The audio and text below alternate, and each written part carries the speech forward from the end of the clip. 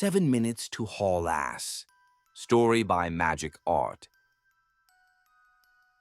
Written, edited, and polished by Magic Art, Grok XAI and Claude, Anthropic. No one in the hollow knew the old woman who moved into the foreclosed cabin at the end of June. City woman, quiet, widowed 4 years. Her husband had been Army, 22 years, 2 wars, 1 cancer that took its time. The young men in the trailers down the creek road had been using that cabin for 2 years. Parties, storage, whatever they wanted. Now a city widow had a deed to it, and that didn't sit right with any of them. Their leader was named Cody, 26, lean, sharper than he looked. Not stupid. That was the problem. He had a gold tooth he'd paid for himself, and he went quiet when he was thinking. One July night, he set his jar down and looked at his boys. "Follow me." 4 of them came through the dark to her yard. She was already awake. She counted them through the curtain, let it drop, and after a long minute opened the door. "Yes?" Cody kept his distance. "In 7 days, this house is mine again. When I come back, I expect you gone." She looked at him and said nothing for a moment. "Did you hear me?" "Yes," she said. "I heard you." They left. Cody didn't look back. Her niece arrived the next morning.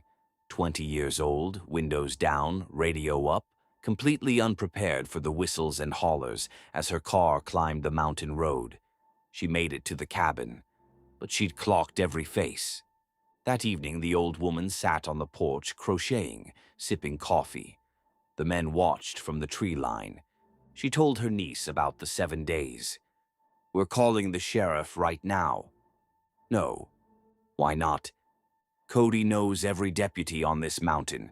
A complaint from a city widow makes this worse before it makes it better." She kept crocheting. "I'll handle it." The niece stayed. She told herself it was to protect her aunt.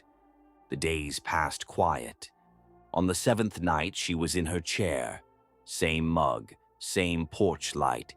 She'd been sitting there a while when headlamps came up the road. Cody out front, 3 boys behind him. "Thought I told you to git." "So you did." She set her mug down. "Memory's not what it was." She stood and turned toward the door. Her niece opened it, face white.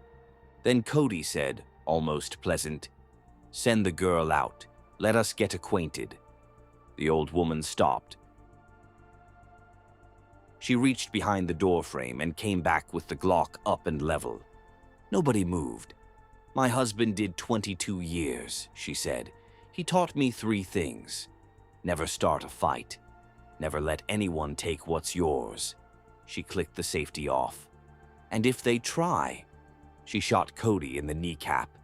He dropped hard and screamed. She came down the porch steps.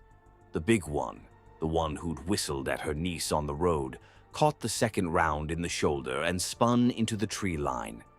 Cody was crawling. She put the 3rd shot through his other thigh. He stopped. The other 2 ran. She stood in her yard, 2 men down, crickets picking back up. She looked at Cody. 7 days? 7 minutes to get your boys off my property. After that, I stop aiming for things you can survive." She walked back up the steps. Her niece stood frozen in the doorway. "Call the sheriff, baby. Tell him exactly what happened.